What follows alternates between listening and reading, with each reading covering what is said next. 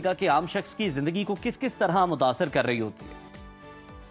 देखिए, समझ लें कि एक जवान आदमी की ज़िंदगी रुक जाती है और फिर सारी ज़िंदगी के लिए मेरे पास एक 80 ईयर्स के बुज़ुर्ग भी दाखिल रहे हैं जिनको उनका पोता दाखिल कराने आया था और वो उनका 40th एडमिशन था। तो आप देखें कि मैग्नीट्यूड कितना ज़्यादा है और ये बीमारी का स्केल कितना ज़्यादा है। मेरे पास एक साहब आए हुए हैं हु इज़ 50 ईयर्स ओल्ड, उनके नाक का सेप्टम उड़ गया हुआ है। वो कोकेन एडिक्ट हैं, कोकेन को स्नॉट करते हैं और उनकी नाक में इतना बड़ा सुराख। फिर हार्ट के प्रॉब्लम्स हैं, फिर बहुत सारे लोग साइकोटिक हो जाते हैं। आजकल जो कॉमन नशा है आइस का सबसे बड़ा, क्योंकि ये स्टिमुलेंट है तो ये दिमाग के केमिकल्स को बढ़ा देती है। उनको कानों में आवाज़ें आ रही हैं, लोग उनको वो आवाज़ें उनको किसी को कत्ल करने का भी कह रही हैं।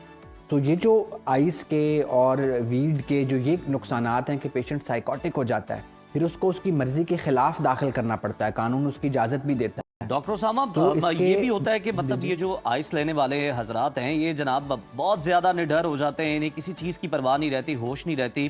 क्योंकि हमने देखा था लाहौर में जब बिलाल यासीन पर हमला हुआ था, जो कि इस वक्त मिनिस्टर भी हैं, तो जो बाद में पता चला जो उनके शूटर्स थे उन्हें आइस का नशा करवा के भेजा गया था।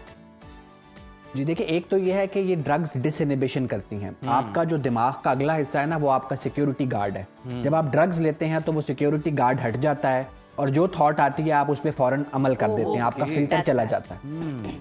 ठीक है, फिर आपका रियलिटी से कांटेक्ट हट जाता है, आप वल्नरेबल हो जाते हैं। They are very vulnerable people जो ड्रग्स लेते हैं। इनको मुजरिम की निगाह से मत देखें, इनको मरीज की निगाह से देखें, इनका इलाज कराएं। बिल्कुल ठीक। डॉक्टर साहब, हमें ये भी बताइएगा, ऑब्जर्वेशन में ये चीज़ देखी गई है कि जो लोग नफ्सियाती मसाइल जैसे कि डिप्रेशन,